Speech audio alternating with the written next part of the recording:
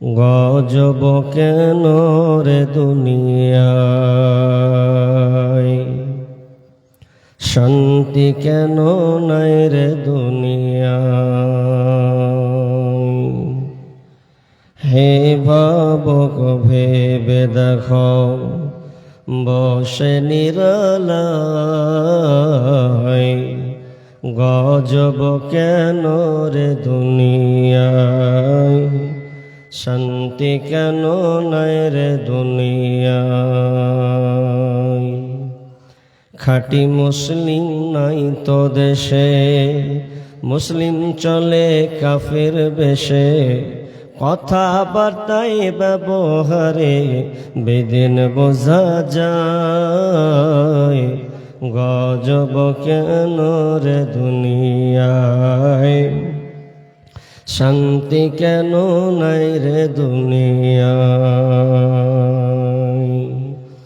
নামাজ রোজার ধার ধারে না, সত্য কথা কেউ বলে না, মিথ্যা আর চুগলখড়ি করিয়া বেড়ায়। গজব কেন রে দুনিয়ায়, শান্তি কেন নাই রে দুনিয়ায়।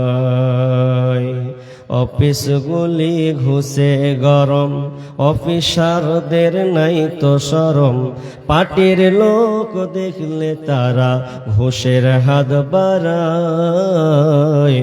গজব কেন রে দুনিয়ায়, শান্তি কেন নাই রে দুনিয়ায়।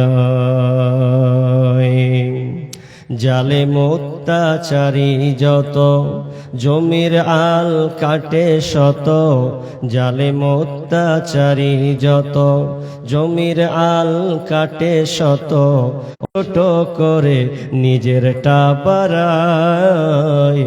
গজব কেন রে দুনিয়ায়, শান্তি কেন নাই রে দুনিয়ায়। মাথায় কাপড় দেয় না নারী, পিঠে বুকে দেয় না শাড়ি, মাথায় কাপড় দেয় না নারী, পিঠে বুকে দেয় না শাড়ি, বেহায়া বেশরম নারী চলে বেপরদায়। গজব কেন রে দুনিয়ায়, শান্তি কেন নাই রে দুনিয়ায়। নিউ মার্কেটে আর গাউসিয়াতে যাচ্ছে নারী শতে শতে, নারীর জ্বালায় পুরুষের চলা বড় দায়।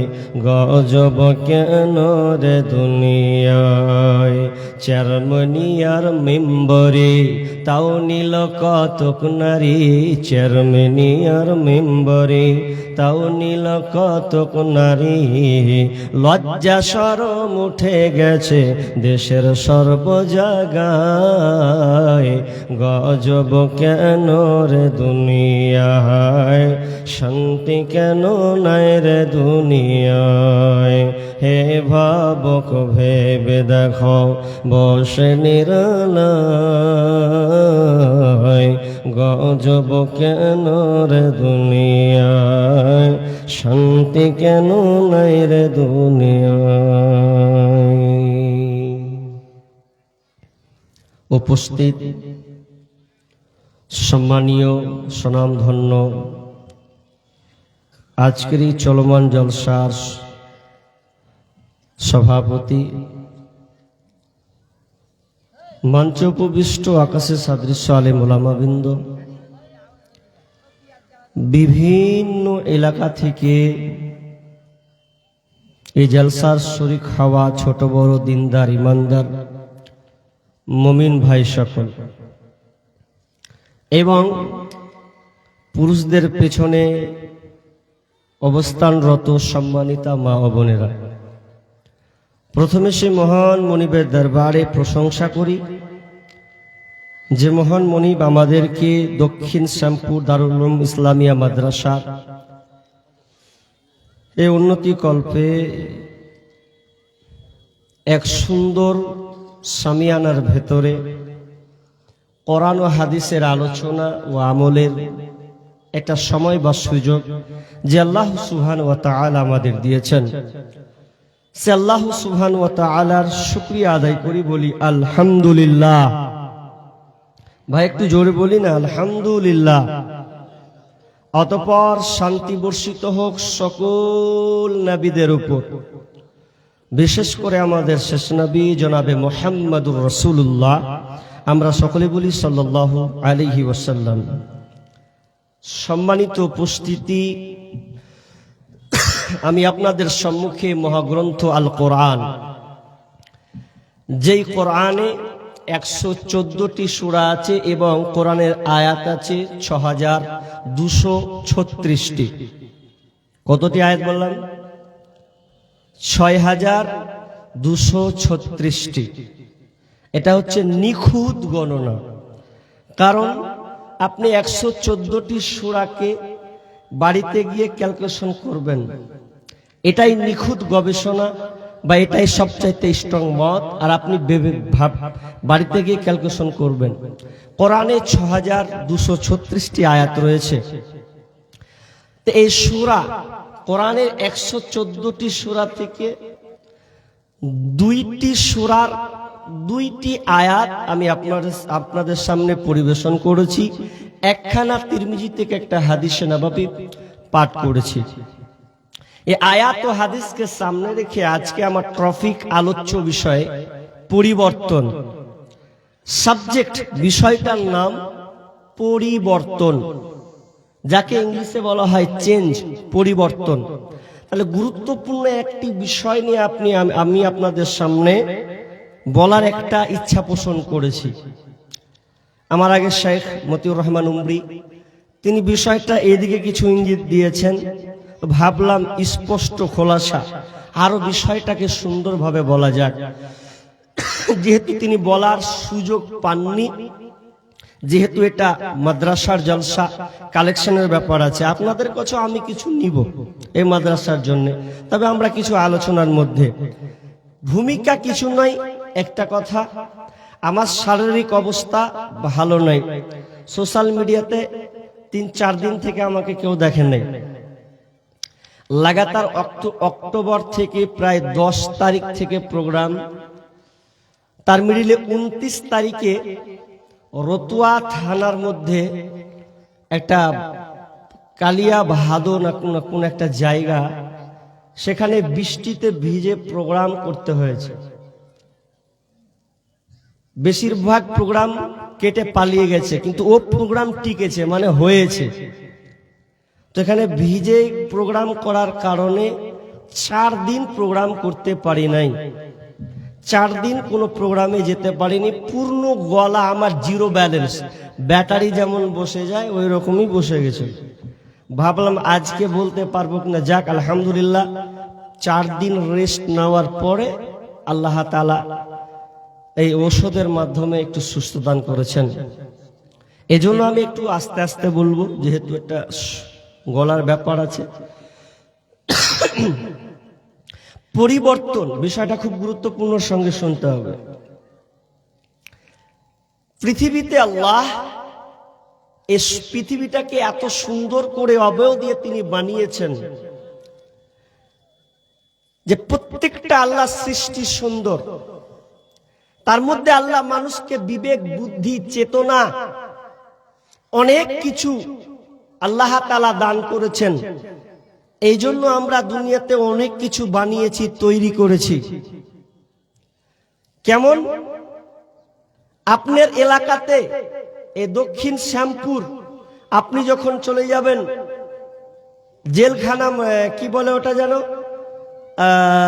ময়না, তারপরেরটা কি যেন জায়গাটার নাম, চেকপোস্ট। তো এই জায়গাটা যেতে 4-5 কিলোমিটার, তো এত দূর রাস্তা। তো আপনি 10 বছর পেছনে পিছিয়ে যান, 20 বছর পেছনে পিছিয়ে যান, তাহলে দেখবেন যে ওই সময়তে টুকটুকি চলতো না। চলতো জি? চলতো না।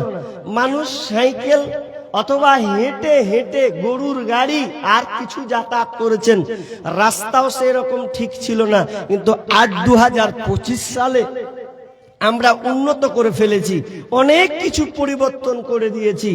আল্লাহ তাআলাও সৃষ্টির দিকে অনেক কিছু পরিবর্তন করে দিয়েছেন। এটা কেন, এই রোগটা আমি আপনাদের সামনে বলবো, ওটা আপনাকে শোনা লাগবে, তাহলে আপনি আসল জিনিসটা খুঁজে পাবেন।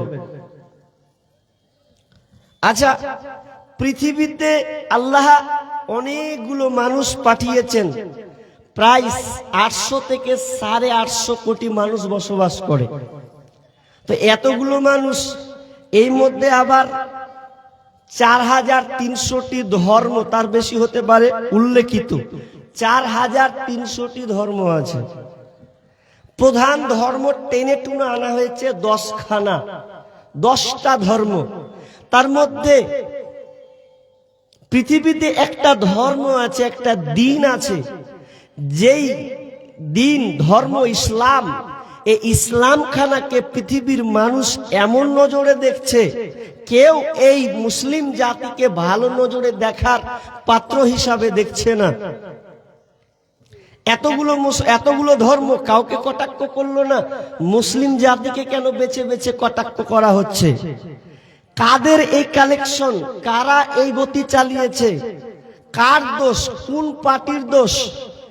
বিজেপির একটা চ্যানেল আছে, নিজস্ব চ্যানেল, শুধু খালি হাইলাইট প্রকাশ করছে, বাংলাদেশ থেকে মুসলিম এসেছে তারাও। আরে কথাটা আম কর না রে ভাই, খাস কেন?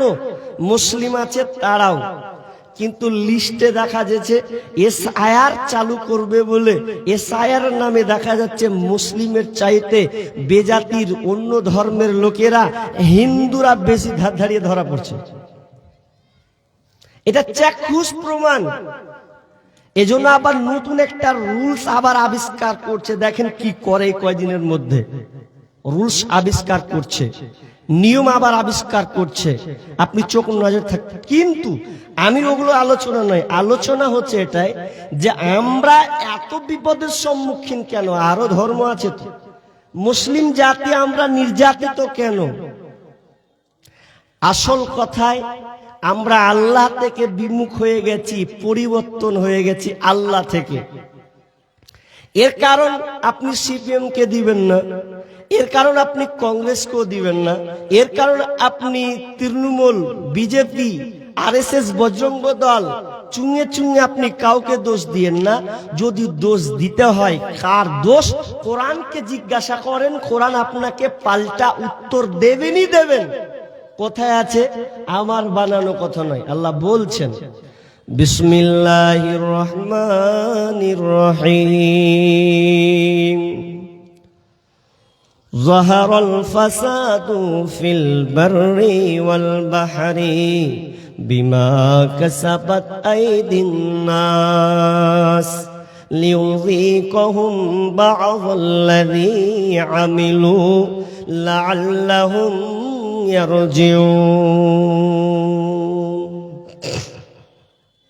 রব্বুল আলামিন বলেন, কোরআন আপনাকে চাক্ষুষ নজর দিয়ে আঙুল দিয়ে দেখিয়ে দেয়, এটা কোনো বিজেপির চাল নয়, এটা কোনো তৃণমূলের পদক্ষেপ নয়, এটা আরএসএর চক্রান্ত নয়। আমাদের উপরে কেন এত নির্যাতন, নিপীড়ন, অশান্তি? আল্লাহ সুবহানাহু ওয়া তাআলা বলছেন, জাহারাল ফাসাদু ফিল বাররি ওয়াল বাহরি বিমা কাসাবাত আইদিন নাস।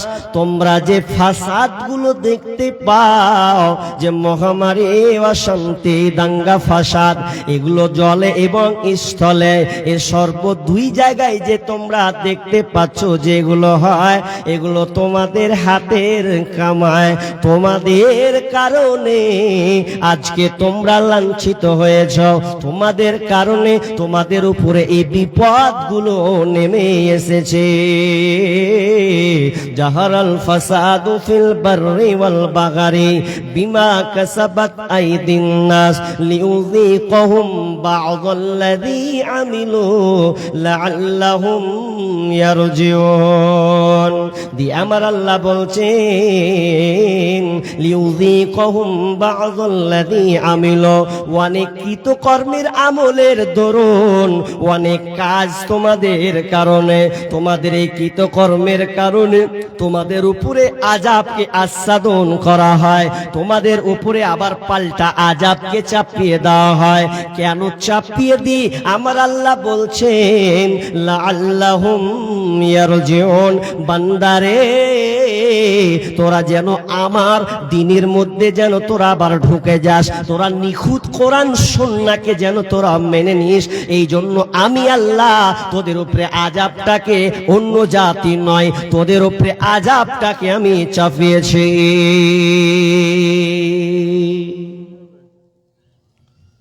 এটা আমাদের কৃতকর্মের কারণ।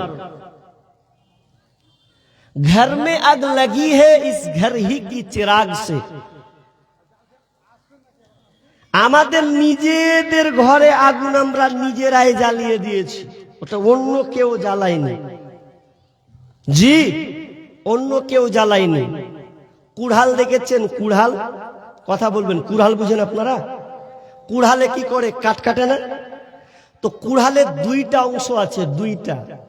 একটা হচ্ছে কাঠ কাটার জন্য আর একটা আছে ধরার জন্য, ঠিক না? দুটা অংশ আছে। একটা আছে লোহার, আর লোহা দিয়ে লোহার ভেতরে ঢুকিয়ে লাঠির সাহায্য দিয়ে কাট কাটা হয়, ঠিক না? কাট কাটা হয়। আচ্ছা, কিন্তু সাহায্য কে করছে ভাই? কাঠকে আবার কাটি সাহায্য করছে। কাটার সময় ও যে লাগবে শক্তি, ওর ক্ষমতা প্রয়োগ করছে, তো লাঠি ওই কাঠকে দিয়ে সহযোগিতা করছে। তো মুসলমান, তুমি তোমার ভাইকে বা তোমরা তোমাদের উপরে বিপদকে ডেকে এনেছো, অন্য কাউকে দোষ দিয়ে লাভ নাই। কেমন লাভ নাই? আল্লাহ সুবহানাহু অন্য আয়াতে বলেন ওয়ামা আসাবাকুম মিন মুসিবা ফাবিমা কাসাবাত আইদিকুম ওয়া ইয়াফু আন কাসীর। রব্বুল আলামিন বলেন, আল্লাহ সুবহানাহু ওয়া তাআলা বলছেন, তোমাদের জলে স্থলে তোমাদের উপরে যে কলরা ফাসাদ তোমরা দেখছো, মুসিবত তোমরা যে দেখতে পাও, এগুলো তোমাদের কৃতকর্মের দরুন, কৃতকর্মের কারণে, এগুলো তোমাদের হাতের কামাই। ওয়া ইয়াফু আন কাসীর, এবং আল্লাহ তোমাদের অনেক পাপ তিনি ক্ষমা করে দেন। হাজি, বিপদ আপদ আসছে আমাদের লেগেই। কেন? যে আমরা বেলাইন হয়ে গেছি। আয়াতের একটা উদাহরণ দিলে আপনারা তৎক্ষণাৎ বুঝে ফেলবেন। কেমন? আমার দিকে লক্ষ্য করুন, বিষয়টা কি বুঝে? আমার দিকে দেখেন কি বলছি। একটা ইঞ্জিনিয়ার 4 তলার উপরে আছে, মিস্ত্রি নিচতলায় আছে, নিচে আছে, মেশিন চলছে, ঘুরছে। মেশিন যখন ঘুরছে, 4 তলার উপর থেকে ইঞ্জিনিয়ারের দরকার পড়েছে। বলেন,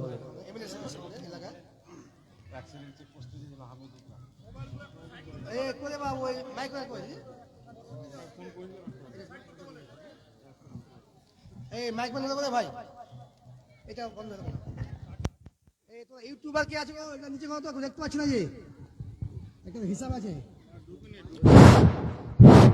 মাশাআল্লাহ, আমাদের সৌভাগ্য যে আমাদের শ্রদ্ধেয় এমএলএ সাহেব, উনি খুব ব্যস্ত মানুষ, বিভিন্ন দায়িত্বে আছেন, তার মধ্যেও এত ব্যস্ততার মধ্যেও উনি আমাদের মধ্যে উপস্থিত হয়েছেন, আমাদের এই জলসার সৌন্দর্য বৃদ্ধি করেছেন। এবং উনি আবার চলে যাবেন কলকাতা, ট্রেনে আছে একটু পরে, তো ওনাকে দিচ্ছি কিছুক্ষণের জন্য আপনাদের সঙ্গে কিছু বলবেন। আসুন।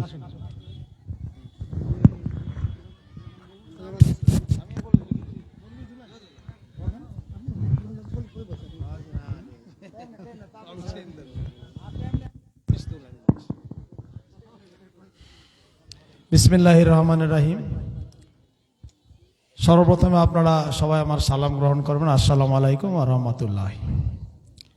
আজকে বিরাট ঐতিহাসিক ধর্মীয় জালসা দক্ষিণ শামপুর মাদ্রাসার শিশু মাদ্রাসার উন্নতি কল্পে। এই জালসার সম্মানিত যোগ্যতম জালসার সভাপতি, সহসভাপতিগণ মঞ্চে উপস্থিত আছেন এবং অত্র এলাকার ওলামায়ে কেরামগণ, হাজী সাহেব, সজ্জন ব্যক্তিবর্গ, এই পবিত্র মঞ্চে উপস্থিত আছেন এবং প্রধান বক্তা বিশেষ বক্তা সমেত অনেক বক্তাগণ আজকে এসেছেন এবং এখানে আমাদের সঙ্গে উপস্থিত আছেন এই অঞ্চলের জয়হাট অঞ্চলের প্রধান রফিজউদ্দিন শেখ এবং অন্যান্য অতিথিবৃন্দ আছেন। তা আমি সর্বপ্রথমে জালসা কমিটির কাছে এবং মাদ্রাসা কমিটির কাছে শুকরিয়া আদায় করছি, আপনারা প্রতি বছর আমাকে আমন্ত্রিত করেন এবং আমার জ্ঞানে তো জানা মতে প্রায় 15-16 বছর ধরে এই জালসায় আমি আসছি। প্রতিনিধি আমি জীবনেও পাঠাইনি, আমি নিজেই সশরীরে এই জালসায় আসি, কারণ আমি জয়হাট অঞ্চলেরই সন্তান, এমএলএ বাদ দিয়েও আপনাদের ভাই বন্ধু সন্তান। তা এই জয়হাট অঞ্চলের সর্ববৃহৎ জালসায় দক্ষিণ শ্যামপুর জালসা, যদিও ওদিকে তো আসাই যায় না, ঠেলে ঠেলে আসতে হলো। এখন বক্তারা একটু কড়া ফতোয়া যদি দেয় তাহলে ওইদিককার লোক যদি এসে বসে, কড়া ফতোয়া ছাড়া কিছু কাজে লাগবে না, যা বোঝা যাচ্ছে। তা সেক্ষেত্রে প্রচুর জনসংখ্যা বা শ্রোতারা এখানে হয় এই জালসায়, কারণ ওই পার চন্দ্রপাড়া থেকে এইদিকে মাদাইহাট বিভিন্ন জায়গা থেকে আপনাদের দক্ষিণ শ্যামপুর, ওইদিকে জয়হাট, কাজীপাড়া, কাশীপুর, এইদিকে মানে মমদিপুর, মধুবনের দিকে তালটুঙ্গি, বিভিন্ন জায়গা থেকে এটা যেহেতু পবিত্র বিরাট বড় ঈদগাহ হয় কয়েক গ্রামের, এবং এখানে এই জালসাটাও কিন্তু অনেক গ্রাম থেকে লোকজন আসে। তা সেক্ষেত্রে খুব আমাদের একটা গর্বের বিষয় যে এলাকায় এই পবিত্র ওয়াজ নসিহত, এই জালসা মেহফিল আমাদের অঞ্চলে এটাই সর্ববৃহৎ। এবং এই মাদ্রাসার সঙ্গেও আমার অনেক দিন ধরে সম্পৃক্ততা আছে, যতটা সম্ভব দান খয়রাত বা লক্ষ্য রাখা, মনিটরিং রাখা বা লাইট জল ইত্যাদির ব্যবস্থাপনা। শুধু এই মাদ্রাসা নয়, ইটাহারে 46টা বড় মাদ্রাসায় আমি লাইট জল ইত্যাদি ব্যবস্থাপনা সবসময় করে দিয়েছি, কারণ আমি যাই যে এখানে একটা বড় শিক্ষা প্রতিষ্ঠান, এতিম শিশুরা এখানে পড়াশোনা করে, কোরআনের পাখিরা এখান থেকেই তৈরি হয়। তাই ছোটবেলা থেকে আমি একসময় খানপুরও জালসা শুনতে গেছি, এই নদীর মাচা পার হয়। একবার তো বাদ থেকে পড়ে গেছিলাম মোটরসাইকেল নিয়ে, তো অনেক বিরাট কেলেঙ্কারি, পালসার মোটরসাইকেল নিয়ে। ওই সব বন্ধু বান্ধব, তখন আমি এমএলএ নেতা টেতা ছিলাম না আর কি। নিয়াজউদ্দিন মৌলানা সাহেব ওখানে পরিচিত ছিল, খুব ভালো লোক। তা উনি অনেক মসজিদে এলাকায় চাকলা এদিকে করে দিয়েছেন, আমি জানি ওনার প্রচুর অবদান আছে। তা ওনার আমন্ত্রণে আমি গেছি কয়েকবার। তো যাকে আমি বক্তৃতা বেশি দীর্ঘায়িত করবো না, 11:30 আমার ট্রেন আছে, ট্রেন পাবো কিনা আমি চিন্তায় আছি, এখন ব্যাগপত্র গোছাতে হবে, খেতে হবে, দেখছি চেষ্টা করব। তা যাওয়া জরুরি আছে। যাকে আমি এইটুকুই বলবো যে আজকে প্রধান বক্তা বিশেষ বক্তাদের বলার দিন, তারাই পবিত্র হাদিস থেকে উদ্ধৃত অংশ আপনাদেরকে শোনাবেন। আপনারা আমরা সবাই যাতে শুনে আমল করি, মহান রব্বুল আলামিন আল্লাহ তাআলা আমাদের যাতে আমল করার তৌফিক দান করেন, আমিন। তা আপনি বলবো যে এখনো ইসলাম সমাজে অন্যান্য ধর্মের সাথে সাথে এখনো কুসংস্কার অন্ধকারচ্ছন্ন জীবনযাপন আমরা করছি। তার জন্য এই বড় বড় জালসা, ওয়াজ নসিহত, মেহফিলের বিশেষ প্রয়োজন। শুধু মাদ্রাসার উন্নতি কল্পে নেই, আমাদের এই সঠিক সুপথে জীবনযাত্রা দিনের আলোয় আলোকিত হওয়ার জন্য এই জালসাগুলোর ভীষণ প্রয়োজন। ছোটবেলা থেকে আমি হোস্টেল লাইফে ওই জালসা বিভিন্ন জায়গায় শুনেছি। মুসলিম বিশ্ব কনফারেন্স হয়েছিল আপনার পাকুড়ে, মোটরসাইকেল চালিয়ে গেছিলাম, জানেন তো, অনেক বছর আগে, প্রায় 20 বছর আগে। যে এই প্যান্ডেল মানে এখান থেকে চেকপোস্ট, দেশ বিদেশের, আফ্রিকা, আমেরিকা, কোনো রাষ্ট্র বাকি নেই যে লোক আসে। জাকির নায়ক কিষানগঞ্জ এসেছিল, আমি তো সেখানেও গেছিলাম। তো যাকে ঠিক আছে, আমি এটুকুই বলবো যে এলাকায় শান্তি সম্প্রীতি প্রতিষ্ঠার জন্য, সর্বধর্ম মিলে গণতান্ত্রিকভাবে চলার জন্য আপনারা যে আমাকে ইমানি দায়িত্ব দিয়েছেন, আমি আপনাদের খাদেম হিসাবে সে চেষ্টা করছি। নিশ্চয় কাজ করতে গেলে নির্ভুল আমরা নই, মানুষ মাত্রই ভুল হবে, তা না হলে আবার ফেরেশতা এনে ভোটে দাঁড়াতে হবে, সেটা তো সম্ভব না। তাহলে আমরা নির্ভুল নয়, আমাদের ভুল হবে কাজ করতে গেলে। সন্তান মধ্যে আপনাদের বলেছি আগে, এমএলএ বাদ দিও, ভাই বন্ধু সন্তান। মানুষ আমাকে সম্মানিত করেছেন, মহান আল্লাহ তাআলা রব্বুল আলামিন সম্মানিত করেছেন। কাউকে অসম্মানিত, কষ্ট দেওয়ার মতো কাজ, ন্যায়পরায়ণতার বাইরে কাজ আমার হাত দিয়ে হয়নি আর হবেও না। তাই আপনারা বিশ্বাস আস্থা রাখবেন। গুজব, অপপ্রচার, পরনিন্দা, এই গীবত, এই যে আমাদের হাদিসেও আছে, এগুলো চরম হাদিস বিরোধী কাজ। এগুলো থেকে আপনারা সজাগ সচেতন থাকবেন। দেশে একটা বিশৃঙ্খলা, অস্থিতিশীলতা, অরাজকতাশীলতা পরিবেশ, একটা কেন্দ্রের উগ্র সাম্প্রদায়িক দল উগ্র মুসলিম বিরোধী দল, তারা এই কাজ করছে। এনআরসি এর পরে আবার ঘোর পথে গভীর ষড়যন্ত্র এঁটে এসআইআর করে কোনো ক্রমে নাম টাম বাদ দিয়ে এনআরসি পরবর্তী করার একটা বিরাট চক্রান্ত আছে।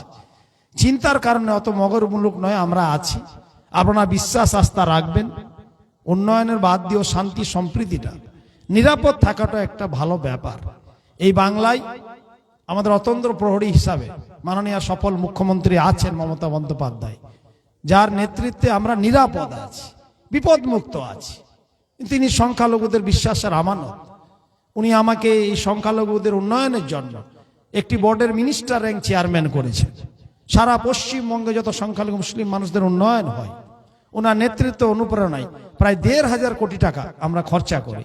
আপনাদের বাড়ির ছেলেমেয়েরা এই যে স্কুল থেকে টাকা পাই, স্কলারশিপ, এই সমস্ত আমি ওইটা বোর্ডের চেয়ারম্যান।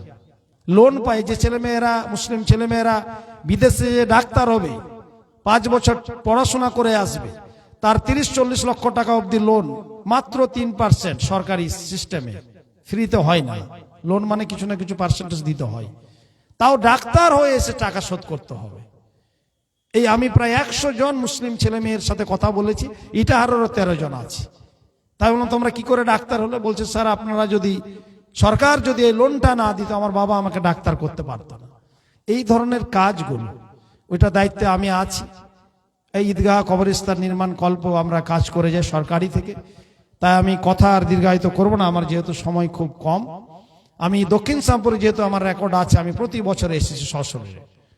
অনেকে আবার প্রতিনিধি পাঠায়, আমি প্রতিনিধিতে বিশ্বাসী নই। যত সশরীরে আসবো তত আত্মীয় স্বজনের একটা সম্পৃক্ততা সৃষ্টি হবে।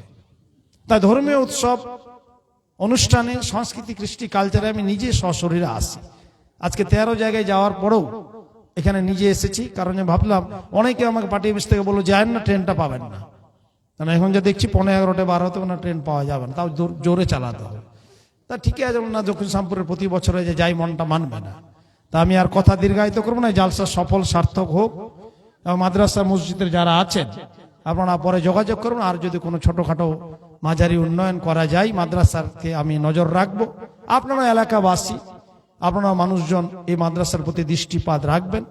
এইটুকু কথা বলে আজকের জালসা সফল সার্থক হলো বলে মনে করে আমার কথা আমি শেষ করছি। ধন্যবাদ। খোদা হাফেজ, আল্লাহ হাফেজ। আর প্রধান 2 লাইনে একটু সালাম দিয়ে শেষ করছি। আসসালামু আলাইকুম। আজকে দক্ষিণ শ্যামপুর যে মহতী জালসার আয়োজন করা হয়েছে, এই জালসায় সমস্ত বক্তা সমেত শ্রোতাবৃন্দ যারা রয়েছেন প্রত্যেককে একযোগে সালাম জানাচ্ছি। আসসালামু আলাইকুম, সালাম নেবেন। ধর্মীয় অনুষ্ঠান, এটা বক্তব্য দেওয়ার জায়গা নেই, তবু 2-4টি কথা বলি। যে আমরা মুসলিম সমাজে মানুষ, মুসলমান ঘরে আমরা জন্মগ্রহণ করেছি, তাই প্রত্যেকে মুসলিমের শরীয়ত অনুযায়ী, মুসলিমের নিয়ম নীতি অনুযায়ী চলাই আমাদের ধর্মে বলে। তাই আমরা যেন সবাই সেই মুসলিমের নিয়ম নীতি অনুযায়ী চলতে পারি, তার জন্য সবাইকে সজাগ হতে হবে এবং ইসলামের দিকে এগিয়ে আসতে হবে। এবং ছোট ছোট বাচ্চারা যারা মাদ্রাসায় পড়াশোনা করবে তাদের উৎসাহিত করতে হবে, তাদের পড়াশোনায় বাবা মাদের একটু গুরুত্ব দিতে হবে। তো যাই হোক, আজকে এই মহতী সভায় প্রধান বক্তারা যে সমস্ত আমলগুলো করবেন আপনারা মনোযোগ দিয়ে শুনে সেগুলো আমল করার চেষ্টা করবেন। এই বলে আমি আমার সংক্ষিপ্ত কথা শেষ করছি। আসসালামু আলাইকুম।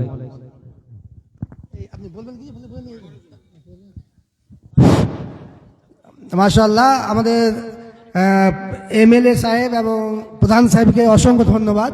তারা মূল্যবান সময় দিয়ে আমাদের এখানে এসেছিলেন, কিছু মূল্যবান কিছু কথা বলে গেলেন। বলেন সাহেব।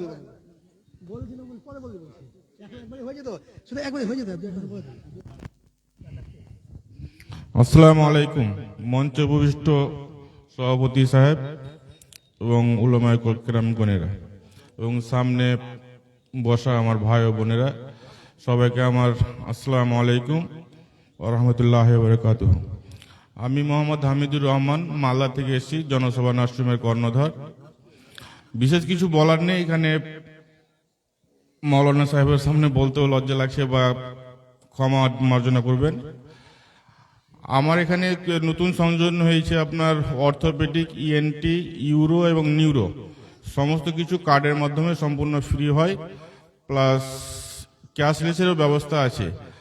আপনারা আমাদের এখানে পরামর্শ নেওয়ার জন্য আসুন। আর আমি চাই না যে কাউকে অসুস্থ হোক, যদি কেউ অসুস্থ হয় তাহলে প্রথমে আমাদের এখানে আসুন, এসে পরামর্শটা নেওয়ার জন্য আপনাদেরকে আহ্বান জানাচ্ছি। এই বলে আমার বক্তব্য শেষ করছি। আসসালামু আলাইকুম।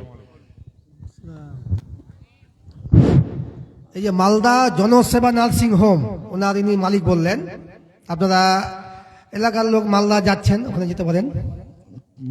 আপনার 5,000 টাকা নগদ দিচ্ছি, 5,000 টাকা পরে। আচ্ছা, মাশাআল্লাহ। উনি 10,000 টাকা দান করলেন, জনসেবা নার্সিং হোমের মালিক।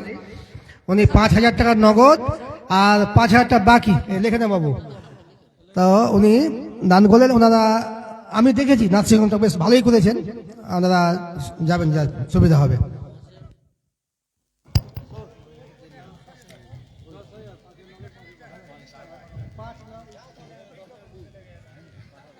কিছু বলবেন না?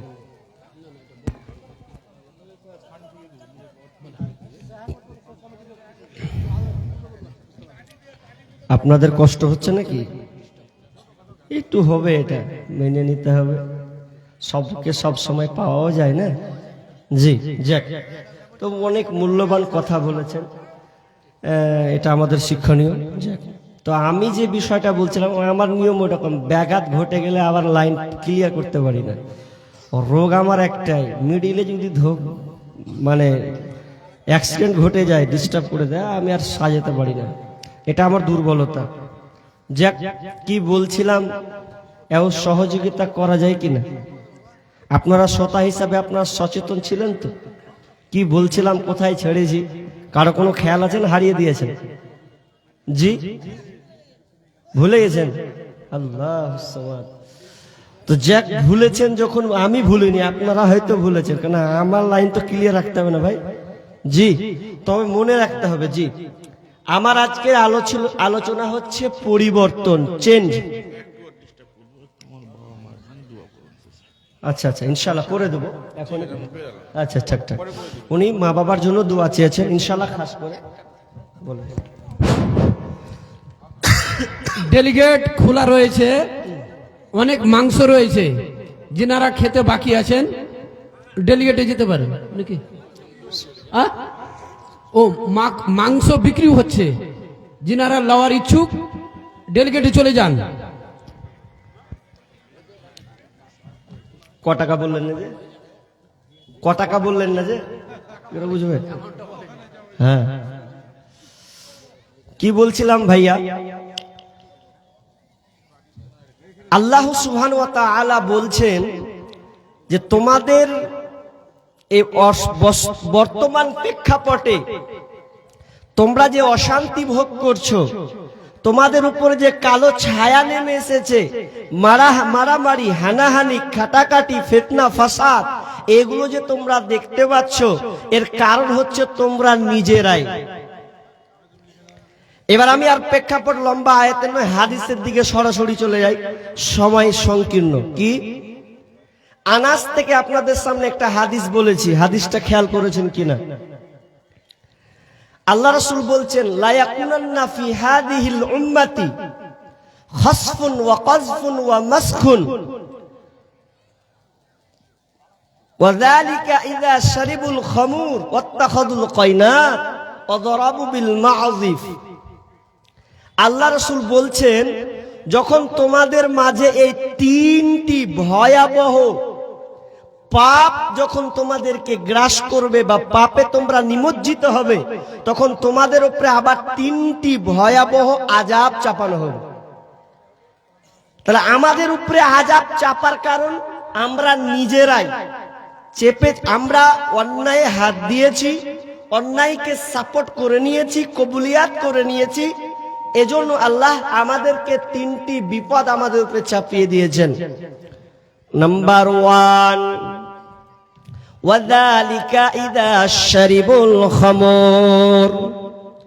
বিশ্বনবী বলছেন, যখন তোমরা নেশাদার দ্রব্য সমাজে বাড়িয়ে দেবে, ওয়াইদা শারিবুল খামর, মানুষ যখন মদ পান করবে, নেশাদার দ্রব্য যখন বাড়িয়ে দেবে, এক কথায় গ্রামই গ্রামকে গ্রাম, শহরকে শহর, এই নেশাতে মানুষ যখন ডুবে যাবে, এক কথায় মানুষ মদ পান করবে, তখন তাদের উপরে 3টা আযাব আসবে।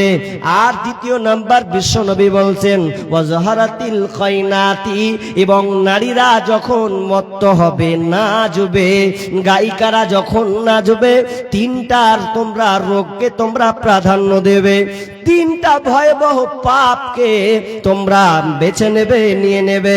নাম্বার 3, ওয়াদরাবুবিল মাউজিব, এবং বাদ্যযন্ত্র যখন হারে হারে বৃদ্ধি পাবে, গান বাজনা বেড়ে যাবে, তখন তোমাদের উপরে 3টি আযাব চাপবে।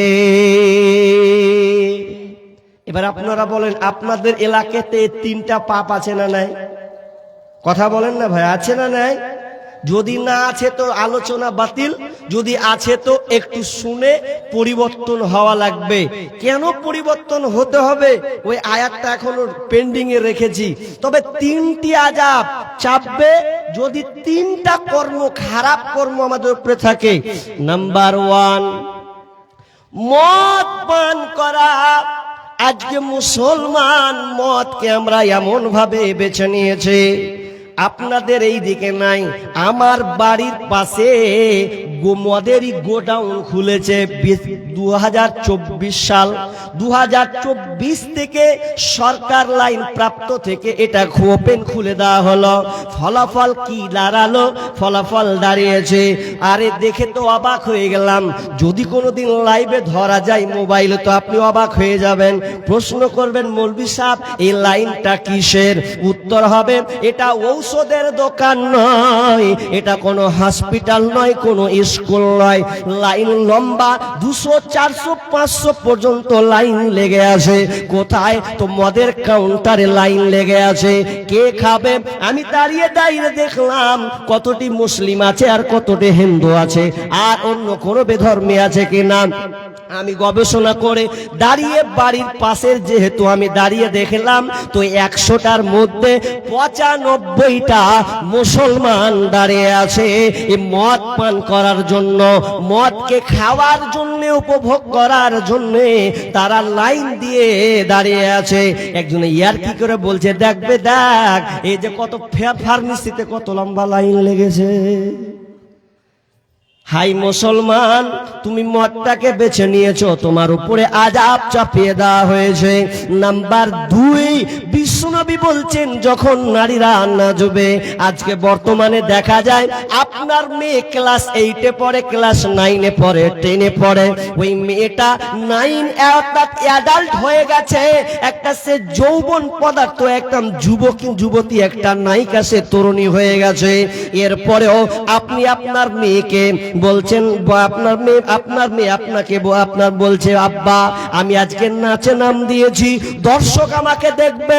ক্লাস 10-এর মেয়ে বলছে আমি নাচে নাম দিয়েছি, ওই নাচটা কে দেখবে? তো সারা পাবলিক যারা আছে তারা দেখবে।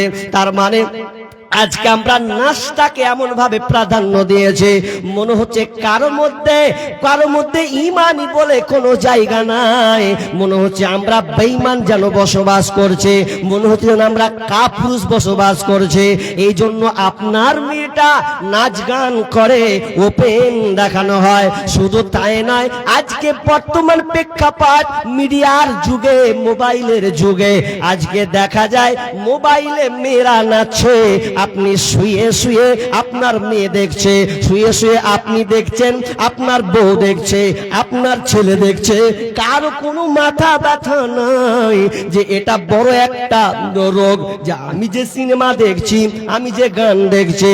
শুধু তাই নয় বন্ধুরে, আজকে প্রেমিক প্রেমিকা পর্যন্ত এত নিমজ্জিত হয়ে গেছে যেন কেন কারো ঘুম নাই। সবাই বাপ মা ঘুমিয়ে আছে, ছেলে মেয়ে যেন জেগে আছে, আছে, রাত 12টা 1টা পর্যন্ত লাইন যেন কর্তাদের লেগে আছে। রাত 12টার পরে যখন সকলে ঘুমায়া রয়, যুবক যুবতী তখন মনের কথা কয়। আরে রাত 12টার পরে যখন সকলে ঘুমায়া রয়, যুবক যুবতী তখন ফোনে কথা কয়। ওরে মোবাইল হাতে পাইয়া বর্তমানের নারী লেখাপড়া ছাইরা দিছে মরার প্রেমে পড়ে।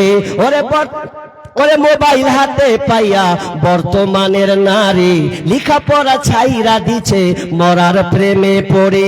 সারাটা দিন চিন্তাই থাকে রাত্রি কখন গভীর হয়, যুবক যুবতী তখন মনের কথা কয়। এক খবরে যেন গান নিচে কোনো একটু নাচিয়ে রেখেছে, ওই নাচটাকে বন্ধুকে পাঠিয়ে দিয়েছে, প্রেমিককে পাঠিয়ে দিয়েছে। মানে নাচানাচিটা এমন সহজ ইজি করে দেওয়া হয়েছে, মায়েরও ব্যথা নাই, বাপেরও যেন ব্যথা নাই, শুধু একটাই কথা, আমার মেয়ে নেচেছে। তার মানে পুরুষত্ব নেই, পুরুষত্ব হারিয়ে দিয়েছি। আমি অবাক হয়ে যাই, মক্কার কাফের মুশরিক ব্যক্তি, আমি যখন এই ঘটনাটা পড়লাম আমি মনে হলাম যে আমার ইমানে মনে জিরো ব্যালেন্স ঢুকে গেছে। ও একটা কাফের মুশরিক, অথচ তার কথার দাম্ভিকতা দেখেন, তার পুরুষত্ব দেখেন। উট বিক্রি করছে, তো উট যখন বিক্রি করছে তো তৎক্ষণাৎ মনে পড়লো উট বিক্রি করবো না। পাশের জন্য বলছে, হ্যাঁ রে ভাই উট বিক্রি করবি না মানে 1 লাখ টাকা দাম উটটা, বিক্রি করবে না? বিক্রি করবো না। কেন বিক্রি? এই জন্য করব না, এই জন্য করব না, এই জন্য করব না, যাতে যদি আমি উটটাকে আমি বিক্রি করে দিই, আমার একটা কথা স্মরণ হলো, আমার বাড়ির উট যদি বিক্রি করে দিই তাহলে উটের মালিক যা ইচ্ছা মন তাই করবে। তো আমার উটের পিঠে আমার মেয়ে চড়েছে, আমার উটের পিঠে আমার বেটি চড়েছে, তো আমার মনে গায়রাতে লাগলো, আমার মনে গায়রাতে বাঁধলো যে আমি ওই উট বিক্রি করব না। কারণ উট বিক্রি করলে ওই উটের পিঠেও পর পুরুষ চেপে নেবে, তাহলে ওই জায়গাটা অন্য পুরুষ দখল করবে। এই জন্য আমি চাই উট বিক্রি করলাম না, ওকে জবাই করে মাংস করে খাবো, মাংস করে বিক্রি করব, কিন্তু উট আমি বিক্রি করব না। একজন মুশরিক ব্যক্তির যদি গায়রাতে লাগে, মুসলমান তোমার মেয়েকে তুমি ওপেন ছেড়েছো দুলা ভাইয়ের সাথে, জামের সঙ্গে ছেড়ে দিয়েছো, আর ছোট শালি বলে কথা না, না খবরদার, তোমার গায়রাতকে তুমি নষ্ট করো না, পুরুষত্বকে তুমি নষ্ট করো না। আজকে বর্তমান প্রেক্ষাপট এমন দাঁড়িয়েছে, মোবাইলটা এত ফিতনা ফাসাদ হয়েছে। আজকে টাটকা ঘটনা আপনাকে দেব। আমি বালুরঘাটের বাস ধরলাম, বাস ধরে দেখছি একজন মেয়ে 2টা ছেলে নিয়ে কভার করছে। ঘটনা জানা গেল কি, তো মেয়েটা স্বামী বাড়িতে নাই, বিদেশে কাজ করে। মেয়েটার বাড়ি কোথা, তো আপনার কিনা করে বারসয়ের কোনো সাইডে ফাইডে কোনো জায়গা হবে। তো জিজ্ঞেস প্রমাণ পাওয়া গেল মেয়েটা মোবাইল ব্যবহার করছে প্রায় 1-2 বছর থেকে। স্বামী বাড়িতে থাকে না, বিদেশের টাকা স্ত্রীর ব্যাংক ব্যালেন্সে পাঠায়। কিন্তু ফলাফল আজকে নাকি ফারাক্কাতে সে ধরা পড়লো, ধরা পড়ে ছেলেটা উধাও পালিয়ে গেছে। এখন মেয়েটা বলছে আমি তোর সাথে সংসার করব না, ওই ছেলেটার সঙ্গে যাব। খোঁজ নিলাম মেয়েটা কে, তো মেয়েটা 3টি বাচ্চা আছে, কোলে একটা বাচ্চা, 2টা আরো বাচ্চা যুক্ত আছে। মোবাইলের গ্রাস কথাটা কেন বলছি চটচট করে, কারণ বর্তমান সবচাইতে বড় ভাইরাস মানুষকে গিলে ধরেছে, তার নাম হচ্ছে মোবাইল। মোবাইল আপনার মেয়েকে দিলেন কেন? প্রয়োজন আছে, আমি বলিনি দেন না, প্রয়োজন আছে। তাই বলে আপনার মেয়েটা কলেজ পর্যন্ত মোবাইল নিয়ে যেতে হবে? আপনার ওই মেয়েটাকে মোবাইল স্কুল পর্যন্ত নিয়ে যেতে হবে? আপনার মেয়েটা বেড়াতে যাবে তবুও মোবাইল নিয়ে যেতে হবে? তাহলে আপনি কতটা গায়রতহীন, আপনার মধ্যে কতটা পুরুষত্বহীন কাজ করে। জি খবরদার, আপনার মোবাইল, আপনার মেয়েকে আপনি মোবাইল দিবে না, সাবধান হন। স্ত্রী পর্যন্ত বিশ্বাস করা যাবে না। আরে স্ত্রী যতই ইমানদার হোক, কারণ ইমানদারকে কাটার জন্য একটা জিনিস যথেষ্ট, তার নাম মোবাইল। আপনি কাকে বিশ্বাস করছেন? এবছর একটা সঙ্গীত লিখেছি, ওটা এখানে বলবো না, যখন লোক পালাবে তখন বলবো, তার আগে বলবো না। লোক পালাবে তখন বলবো। জি, তো 2 নাম্বার রোগ। নাম্বার 3, ওয়াযরাবু বিল মাউযিব। যখন মানুষ বাদ্যযন্ত্রকে গ্রাস করবে, বাদ্যযন্ত্র বেড়ে হারে হারে বৃদ্ধি পাবে, বেড়ে যাবে। এক কথায় মানুষ বাদ্যযন্ত্রকে, গান বাজনাকে সাপোর্ট করে নেবে।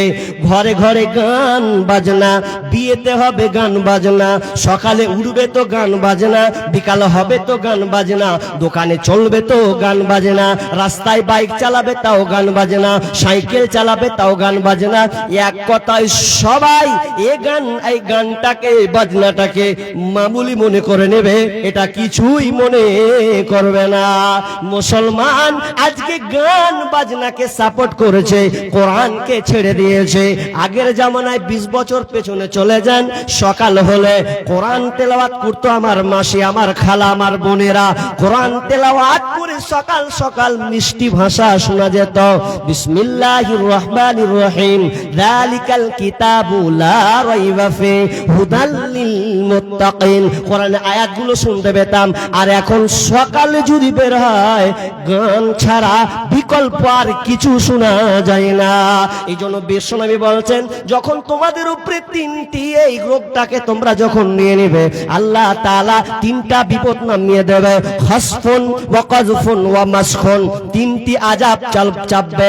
নাম্বার 1, 1 নম্বর আযাব আল্লাহ তাআলা দেবেন ভূমিধস, ভূমিকে ধসিয়ে দেবেন, ভূমিকম্প হবে। কারণ কেন তোমরা এই পাপটাকে তোমরা মেনে নিয়েছ। নাম্বার 2 নম্বর হচ্ছে, বিশ্বনবী বলছেন, আসমান থেকে অথবা জালিম শাসক দিয়ে তোমাদেরকে অত্যাচার করা হবে, জালিম শাসকে তোমরা নির্যাতিত হবে। আজকে এটা বর্তমানে দেখা যায়। নাম্বার 3, মানুষের আকার আকৃতি পরিবর্তন হবে। তাহলে 3টি পাপ আমরা বর্তমানে গ্রহণ করে নিয়েছি। করেছি না করিনি? করে নিয়েছি। আর 3টি পাপ গ্রহণ করে নেওয়া তো 3টি বিপদ।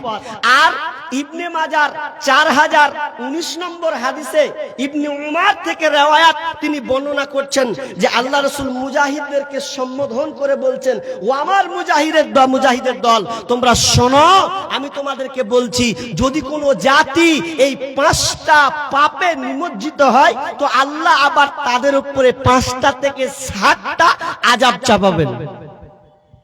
নাম্বার 1 নম্বর কি? বিষ্ণু বললেন, যে জাতি অশ্লীলতাকে সাপোর্ট করবে, অশ্লীলতা এক কথায় জিনা, ব্যভিচার, যেখানে অশ্লীলতা থাকবে, ওই অশ্লীলতাকে মানুষ যখন সাপোর্ট করবে, তখন শুনে নাও তাদের উপরে মহামারী রোগ দিয়ে দেওয়া হবে। স্মরণ করুন 2019 সাল, ভালো করে খেয়াল রাখুন, করোনা হয়েছিল না? তার আগে তো আরো মহামারী ভয়াবহ, কিন্তু এটাকে নিখুঁত মনে থাকারই কথা, বেশি দিনের নয়। তো এই করোনাটা কেন হলো? জি, কারণ অশ্লীলতাকে আমরা সাপোর্ট করে নেওয়া, অশ্লীলতাকে মেনে নেওয়া, ছয়লাভ ছড়িয়ে দেওয়া, এই জন্য হয়েছে। ফলাফল কি হলো? মানুষ আস্তে আস্তে সাবধান হয়ে গেল। সুবহানাল্লাহ, আলহামদুলিল্লাহ, আল্লাহু আকবার, তাসবিহ তাহলিল। যে মসজিদে নামাজ পড়ে না, ও কোচে চবে তাড়াতাড়ি উজু করে চলা, তো কাজ খারাপ হয়ে যায়। কেন? বুঝে ছুঁয়াছে রোগ, তাকে ধরবো, ওকে আমাকে ধরে নেবে। মানুষ সাবধান। এই জন্য দেখবেন সমুদ্র সৈকত, আমি এটা ভালো করে দেখেছি, সমুদ্র সৈকত আপনারা বুঝেন তো? আরে বুঝেন কি না? না বুঝলে বুঝেন। সমুদ্র সৈকত বলা হয় এই যেখান থেকে মানুষ দাঁড়িয়ে থাকে, ছাতাগুলো ফুটা থাকে না, ছাতা ফুটা থাকে, শুধু নারী আর নারী, মেয়ে আর মেয়ে। মেয়ে কেমন? বলছে হাফ নিচে, হাফ উপরে, এমন পোশাক, এমন নোংরা পোশাক, চোখে চশমা, আর চেয়ারের যে সিস্টেম শুয়ে আছে, ওগুলো 2019-এর দিকে দেখতে পেয়েছিলেন? একটাও না, সব সিধা হয়ে গেছিল। খালি কি করেছিল? ওই যে মাথায় সবুজ রঙের একটা কি কয় ওটা পড়ে নিয়েছে, মুখে মশলা দিয়ে নিয়েছে, যে মুখে এতখানি করেছিল নাই ঢেকে নিয়েছে, চোখে কালো চশমা সুন্দর করে ঢেকে নিয়েছে, কেন করোনা না ধরে, ভাইরাস না আক্রান্ত হই। আর গির্জাতে গিয়ে এরকম চাইছে গির্জাতে বসে বসে। তার মানে ও বলছে যে আল্লাহ কে তুমি আছো, বাঁচাও। এখন ভেজালে পড়েছি অনেক, এখন আল্লাহকে গির্জাতে বলে ওরা নিজের ভাষাতে আল্লাহকে ডাকছে। অশ্লীলতা যদি আপনি সাপোর্ট করেন, বিস্তারিত করব না কারণ আমার ব্যাঘাত ঘটে গেছে। একটা হলো নাম্বার 2, বিষ্ণু বলছেন যখন ওজনে কম দেওয়া হবে, ওজনে যখন মানুষ লেনদেন মাপকাঠিতে যখন ওজনে কম দেবে, আমি বলছেন ওই সমাজে দুর্ভিক্ষ নামবে, জালেম শাসক দিয়ে তাদেরকে নির্মম অত্যাচার করা হবে, জালেম শাসককে চাপিয়ে দেওয়া হবে, দুর্ভিক্ষ অভাবকে নামিয়ে দেওয়া হবে। যদি তোমার আপনার গ্রামে ওজন ঠিকঠাক ভাবে না হয়, একে অপরকে দাবিয়ে নেয় কমিয়ে দেয়, তাহলে আযাব নিশ্চিত আসে। নাম্বার 3 নাম্বার বিশ্বনবী বলছেন যখন মানুষ যাকাত দেওয়া বন্ধ করবে, যাকাত যখন মানুষ দেবে না, তখন বিশ্বনবী বলছেন আল্লাহ তাআলা বৃষ্টি দিবেন না। তবে বৃষ্টি যে হয়, কেন বৃষ্টি হয়, এই বৃষ্টি হওয়ার পেছনে বিশ্বনবী বলছেন এই যে বৃষ্টি হয়, এই বৃষ্টি হওয়ার কারণ হলো এটা তোমার মুখের দেখে নয়, তুমি আছো বলে বৃষ্টি হচ্ছে এটা নয়। বৃষ্টি হওয়ার কারণ পশু পক্ষী যত আছে, এই পশু পক্ষী আপনার কিনা ভাল্লুক, আপনার হরিণ, ছাগল, গরু, ভেড়া, এই যে পাখিগুলো আছে এদের জন্য বৃষ্টি হয়, আপনার মুখের পানি চেয়ে কিন্তু বৃষ্টি হয় না। তো বিষ্ণু বলছেন যখন যাকাত দেওয়া মানুষ বন্ধ করে দেবে, তখন বৃষ্টি বর্ষণ হবে না, বৃষ্টি আল্লাহ বন্ধ করে দেবেন। আর বৃষ্টিটা যদি হয় তো আপনার কল্যাণ কোনো বয়ে নিয়ে আসবে না। যাকাতের আলোচনা করব না, তবে আপনাকে একটু টাচ করে দিয়ে যাই। যেহেতু আমি চারিদিকে দেখলাম চাষ আর চাষ, চাষের আবাদান চলছে, যেদিকে দেখা যাচ্ছে শুধু চাষ আর চাষ, তার মানে আপনারা চাষকে খুব ভালোবাসেন। আল্লাহ আপনাদের চাষের বরকতে আপনাদেরকে মালামাল দিয়েছেন, উন্নত করেছেন। তবে শুনেন একটা সাফ কথা, ক্লিয়ার কথা, যাকাত আপনাকে বের করতে হবে।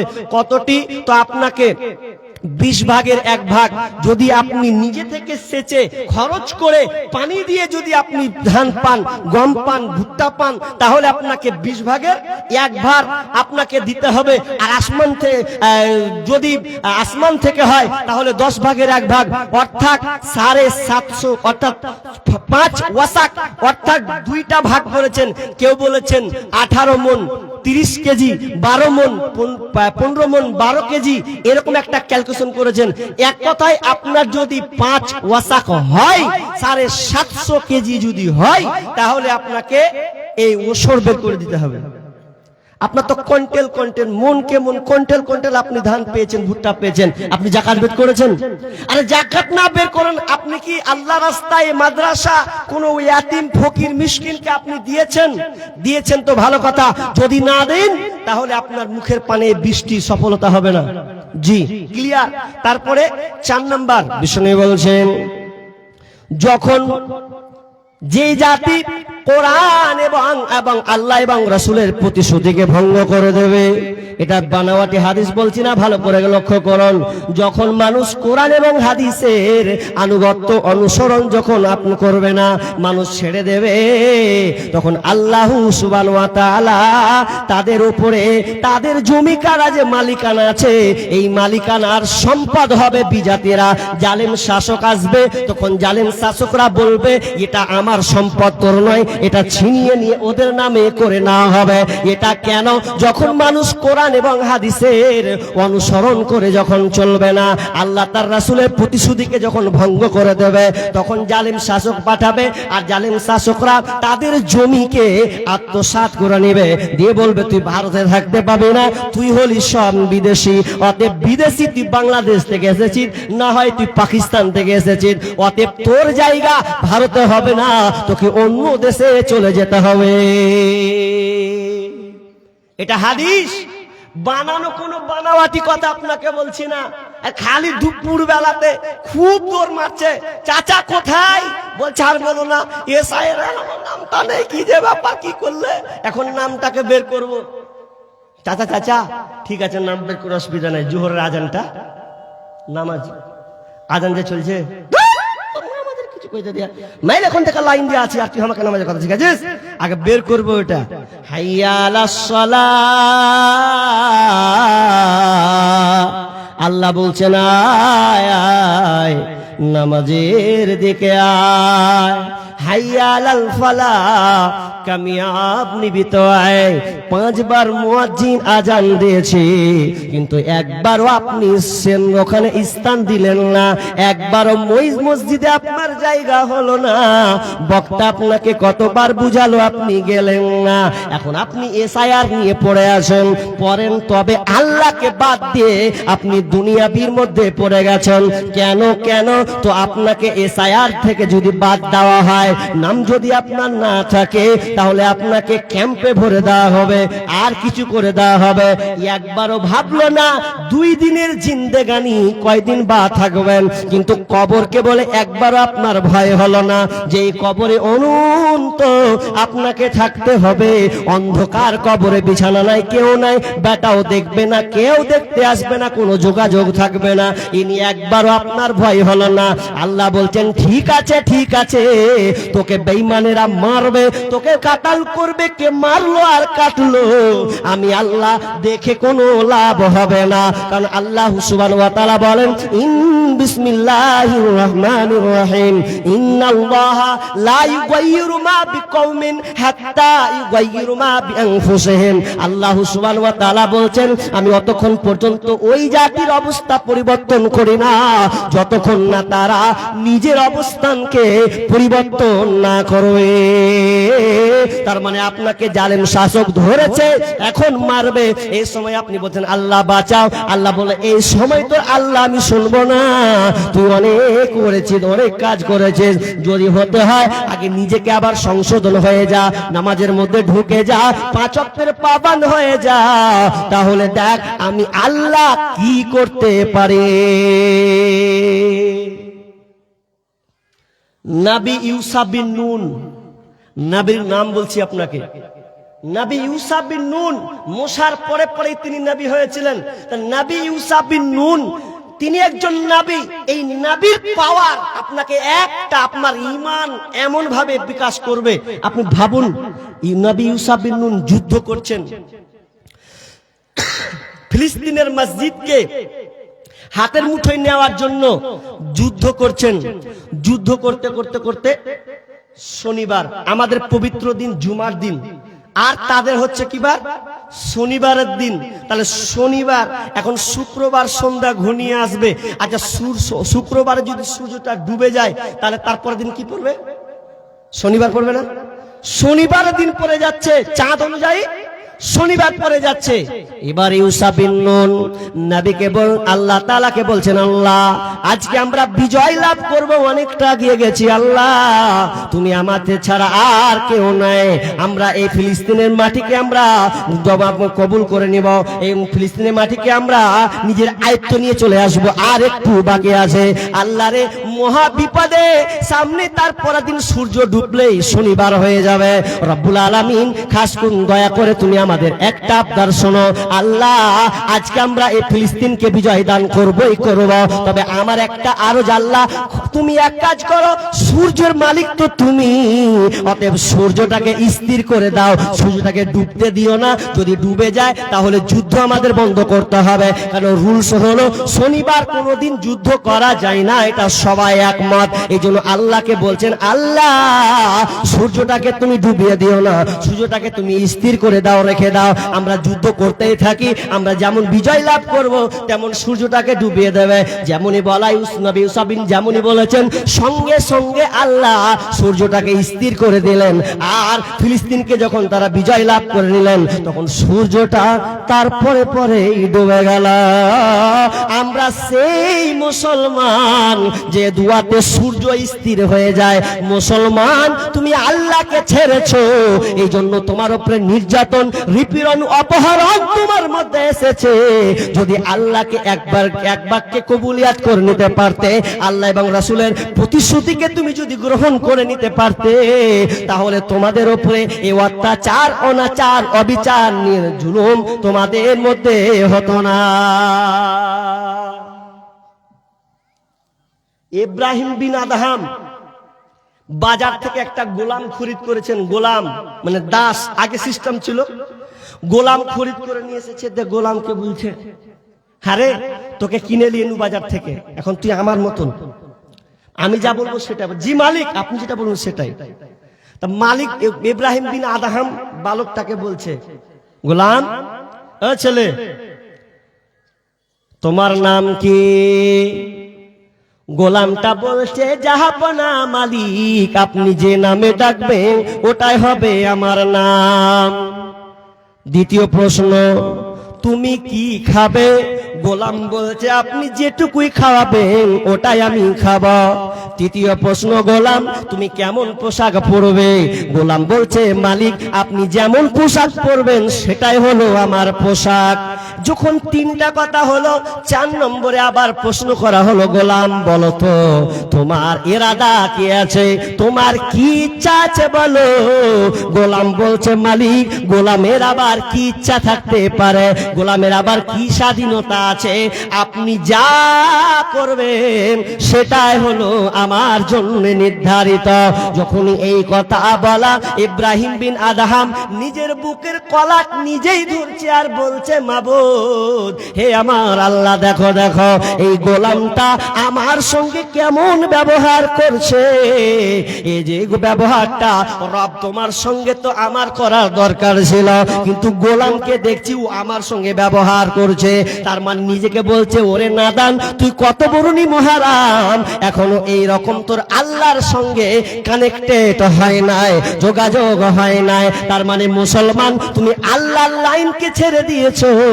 আল্লাহর লাইন ছেড়ে দেওয়ার কারণে আজকে আমরা নির্যাতিত হয়েছে, আমাদের আগে পিছে কেউ নাই, কেউ নাই আগে পিছে। হ্যাঁ জি, কুত্তা কয় রকম? 2 রকম হয় না? বকখালি গেছি, বকখালিতে একটা বাড়ি ভাড়া নিয়েছি, ওই 2 বছর আগে।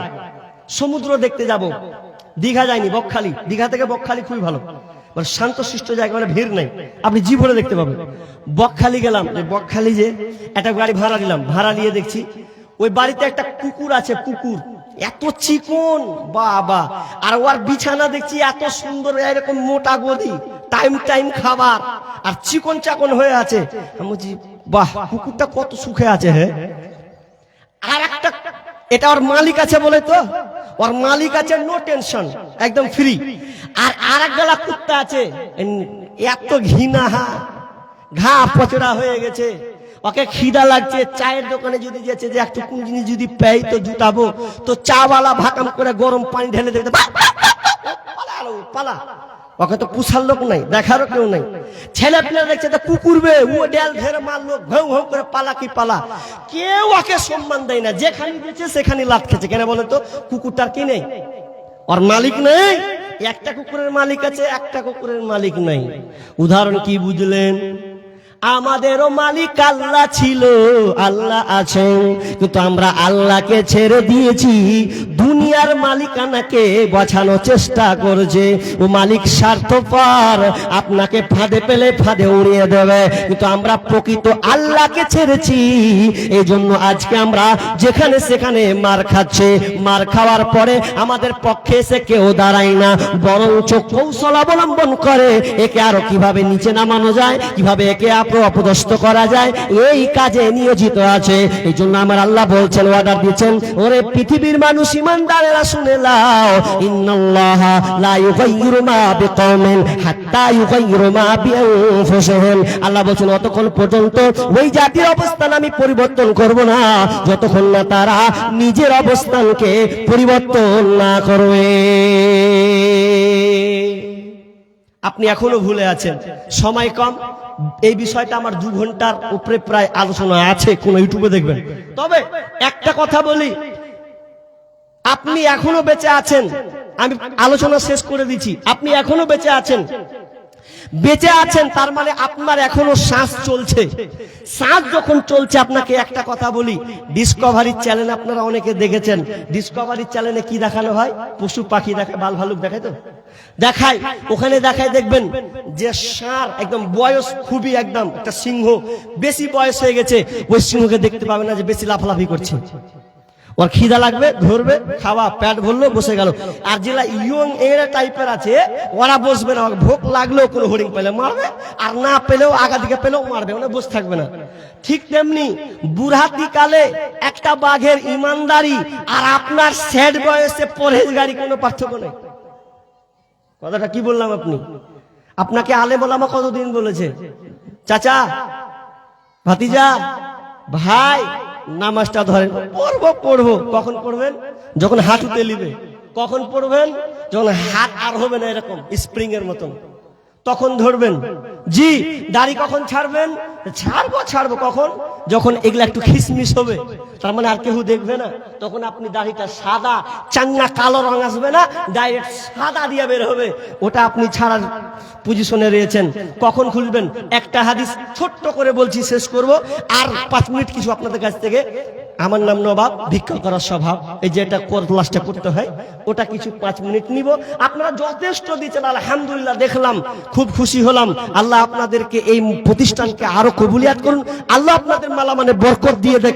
জি আমিন। তো কি বলছিলাম, একটা কথা বলি, এখনো সজাগ, এখনো আপনি নেশা খাচ্ছেন, মদ পান করছেন, এখনো আপনি বিড়ি সিগারেট খাচ্ছেন, তওবা ইস্তিগফার করুন না, আল্লাহর কাছে তাওবা করুন।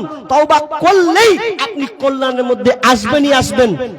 একজন বাগদাদ শহরের একজন লোক, রাজধানী ইরাক, নাম তার ফুজাইল ইবনে ইয়াদ। এই ফুজাইল ইবনে ইয়াদ একটা বাড়িতে চুরি করবে, চুরি করার জন্য তিনি উঠছেন, ডাকাতি করবে কিংবা আর কিছু করবে, উঠছেন। উঠার পরে রাত গভীর 12টা-1টা, পাশের একটা বয়স্ক লোক কোরআন তেলাওয়াত করছে। কি? বিসমিল্লাহির রহমানির রহিম। আলাম ইয়ানি লিল্লাযীনা আমানু আন তাখশা কুলুবুহুম লিযিকরিল্লাহ ওয়া মা নাযালা মিনাল হক। এই আয়াতটা যখন পড়ছে, এই আয়াতটা যখন সুন্দরভাবে তেলাওয়াত করছে, তারা তো আরবিয়ান মানুষ, আরবির অর্থ, কোরআনের অর্থ বুঝতে পারছে। যখন ফুজাইল ইবনে ইয়াদ 1 পা 2 পা করে চাড়ছে, 4 সাইড থেকে সাউন্ড, আলাম ইয়ানি লিল্লাযীনা আমানু আন তাখশা কুলুবুহুম লিযিকরিল্লাহ ওয়া মা নাযালা মিনাল হক। কার কানে? তো ডাকাতের কানে। ডাকাতটা কত বড় ডাকাত, দিনের বেলাও মানুষ তাকে সামনে দেখতে পেলে চলতে পারতো না, এই রকম ডাকাত। একটা কোরআন আয়াত সূরা হাদীদের 16 নম্বর আয়াতকে শুনে নিয়েছে, আর যখনই শুনে নেওয়া আর পা বাড়তে পারে না, পা যেন চাটতে পারছে না, অত বড় একটা ডাকাত বসে নিচে নেমে গেল। নামা যাওয়ার পর সাইডে গিয়ে গেল, সাইডে গিয়ে বলছে, আহারে কত বড় একটা কাজ, কি একটা কথা শুনলাম, মানেটা কি? আলাম ইয়ানি লিল্লাযীনা আমানু আন তাখশা কুলুবুহুম লিযিকরিল্লাহ। এখনো কি সময় আসেনি? এখনো কি তাদের ইমানের মধ্যে ইমান গলিত হওয়ার, আল্লাহর ভয়ে তার ইমানটা প্রকম্পিত হবে?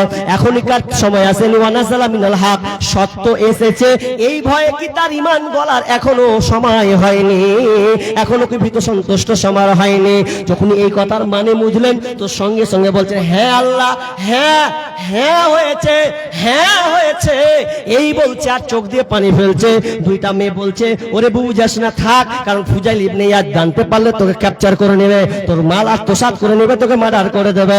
যেমন শোনা, আরো যেন থর করে চোখের পানি ঝরঝর করে ঝরছে। আল্লাহ, আমি এতদিন কি করছিলাম? গ্রামের লোক আমাকে দেখে এত ভয় পায়, কেউ চলতে পারে না ভালোভাবে, স্বাধীনভাবে। আমি এত বড় ডাকাত, আল্লাহ এখনো সময় হয়েছে, হ্যাঁ আমি তোমার দিকে প্রত্যাবর্তন করলাম, আমি তোমার দিকে ফিরে আসলাম। ফুজাইল ইবনে ইয়াদের ইতিহাস আপনারা দেখবেন, তিনি এমন একজন বিজ্ঞ আলিম হয়েছিলেন, মুহাদ্দিস হয়েছিলেন, যে শুধু কোন কাটার কারণে, তো একটা সামান্য আয়াত শোনার কারণে তার পুরো জীবনটাকে চেঞ্জ করে দিয়েছে। আমি আপনি একটা আয়াত নয়, এখানে 3-4টা বক্তা আলোচনা করলো, আমি করলাম, তারপরে আমার সদ্য শেখ আছেন, ওস্তাদ সমতুল্য, তিনিও আছেন। তাহলে উনিও আসবেন, আপনাদেরকে কোরআন হাদিস কিছু না কিছু শোনাবে। তো আপনারা কেউ তো শুনে কি পরিবর্তন করেছেন? কেউ কি এরকম আছেন যে আমি বিড়ি খেতাম, ছেড়ে দিয়েছি, খাবো না, খাবো না তো খাবো না, আমি হারাম পন্থায় উপার্জন করতাম ছেড়ে দিয়েছি, লোন নিতাম ছেড়ে দিয়েছি, এই রকম যদি হন তাহলে আপনার এই বক্তব্যটা সাকসেস হবে। সময় আর মাত্র 10 মিনিট, 10টা 15 11 কত 15 মিনিট, মানে তার মানে আর 10টা মিনিট সময় আছে। এই 10টা মিনিটে আপনার কাছে চাইবো, দেখেন আল্লাহ সুবহানাহু ওয়া তাআলা বলছেন সূরা কালামে কি, ফাতাফা আলাইহা তাইফুম মির রাব্বিকা ওয়া হুম নাঈমুন। আল্লাহ বলছেন পরিবর্তন করেছিল কারা? যারা বাপের নেচার ছিল গাছ থেকে আম পারবো, আম পেড়ে মানুষকে দিব, গরিব দুঃখীকে দিব। বেকারা বলছে ভাই বাপের কাম একটাও লাভ হয় না, সব গরিবকে দিয়ে দিচ্ছে। বাপ মরে গেল, বাপ যেমন মূল্য, বেটারা করছে মৌকা পেয়েছি, বাপ মরে গেছে, এবার আমি বড় বেটা হওয়ার, আর আমি বড় ভাই তোদের, তাহলে আমি ভাগ বিলি বন্টন করবো। কি করবো না করবো, কি করবি? রাত 1টার সময় উঠবো, সকাল হওয়ার আগে আম সব পেরে যত আছে ফল পেরে নিব, সকালে গরিবরা আসবে, নেই ভাক্কা সব শেষ। আল্লাহ বলছে তোদেরও 12টা বাজাবো, তোরা পরিবর্তন করবি, তোরা বাপের নিয়মকে পরিবর্তন করবি। আল্লাহ বলছেন আমিও পরিবর্তন। ফাতাফা আলাইহা তাইফুম মির রাব্বিকা ওয়া হুম নাঈমুন। আল্লাহ বলছেন প্রদক্ষিণ একটা হাওয়া, আগুনের হাওয়া এসে পুরোটাকে জ্বালিয়ে দিল। ফাতাফা আলাইহা তাইফুম মির রাব্বিকা ওয়া হুম নাঈমুন, মির রাব্বিকা ওয়া হুম নাঈমুন। তারা ছিল ঘুমন্ত অবস্থায়, আর ঘুমন্ত অবস্থায় পুরো বাগানটাকে প্রদক্ষিণ হাওয়া এসে ফাতবাহাত কাসরিন, এবং পুরে কালো নেই বর্ণের ছাই করে দেওয়া হয়েছে। আল্লাহ বলছেন তোরা বাপের জিনিসটাকে পরিবর্তন করলি, ভালো জিনিসটাকে। আল্লাহ বলছেন আমিও পরিবর্তন করে দিন। কেনা বাপের কাজটা ভালো ছিল, তোরা মাতাব্বরি করতে গেলি, এই জন্য আমিও আল্লাহ পরিবর্তন করে দিলাম। লে ঠেলা, ফল তো দূরে কথা, গাছটাও ঢুঁড়ে পাবি না, লে এবার ছাই পুড়িয়ে করে দিয়েছি। জি আমাদের ধারাবাহিকতা দান, এই দানকে প্রচলন ভাবেই রাখতে হবে। আপনার বাপ দাদা, আপনার মা দান করেছে গভীর প্রাণ ভরে দিয়ে, আরে কিছু না পেয়েছে, একটা ডিম পর্যন্ত দিয়ে একটা মিসকিনকে বলেছে যে আমার জন্য দোয়া করুন। মহিলা এবং পুরুষ উভয় পক্ষ, তো মেয়ে মহল থেকে এবং আপনাদের কাছ থেকে 10,000, আমি চেপে 10,000 নাকি জি, মানে আমি চাপাতে 10 পরে 10,000 হয়েছে। মাশাআল্লাহ, হায়াকাল্লাহ, বারাকাল্লাহ, আল্লাহুম্মা সাল্লি আলাইহি, আল্লাহুম্মা বারিক আলাইহি। তো মেয়ে এবং ছেলে উভয় পক্ষতে 10,000 টাকা একটা মোটা অঙ্ক এসেছে। জি, তো আপনাদের দান ধারাবাহিকতা চলতেই আছে। আল্লাহ এই দান যেমন ধারাবাহিকতা চলছে, আল্লাহ তুমি তাদের মালামালে ধন সম্পদের ধারাবাহিকতা তুমি জারি রাখো, বলুন আমিন। জি আমি আর 5টা মিনিট আছি, এই 5টা মিনিটে কেউ পরে আবার 6,200 টাকা এসেছে মহিলা তরফ থেকে। আল্লাহুম্মা সাল্লি আলাইহি। আল্লাহ তুমি মা বোনদের, আল্লাহ তুমি হাতকে প্রশস্ত করো, আল্লাহ তাদের সংসারকে মানে সংসারের শান্তি বিকাশ ঘটাও, আল্লাহ তাদের ছেলে মেয়েকে আল্লাহ তুমি মেধাবী করে দিও, আল্লাহ জ্ঞান সম্পন্ন করে সমাজে তুমি বাস্তবায়ন করার তৌফিক দিও, বলুন আমিন। আল্লাহুম্মা সাল্লি আলাইহি, আল্লাহুম্মা বারিক আলাইহি। আমি শেষে 5টা মিনিট, আমার সদস্য শেখ আসার আগে আসেনি না, এখনো আসেনি, আসছে, উনি রাস্তায় হয়তো বেরিয়ে পড়েছেন। অতএব আপনাদের বলবো কেউ যদি দেওয়ার মতন থাকেন যে দিব কিছু দান, আমার হাতে দিতে পারেন। একটা লোক এরকম আছেন, আগে পিছনে ডাইনে বাইনে যাই থাকেন, 5,000 একটা কলম লিব, একটা লোক পারবেন আমার হাতে 5,000 টাকা দিতে? কোন আমার বাপ, কোন আমার ভাই, কোন আমার বন্ধু আছেন? 5,000 একটা। কি নাম? মঞ্জিরা খাতুন, মৃত মায়ের জন্য 1,000 টাকা দিয়েছেন। আহা হা, মাকে মনে করেছে আমার মা, তো মায়ের জন্য তিনি 1,000 কবরে ধরা, কবরে চলে গেছেন, দুনিয়ায় বেঁচে নাই। আল্লাহুম্মা সাল্লি আলাইহা, আল্লাহুম্মা বারিক আলাইহা, আল্লাহুম্মা গফির লাহুম ওয়ারহামহুম ওয়া আনতা, আল্লাহুম্মা গফির ওয়ারহামহুম ওয়া আনতা খায়রুর রাহিমিন। রব্বুল আলামিন শুনলাম মায়ের জন্য 1,000 টাকা। আলামিন মা অন্ধকার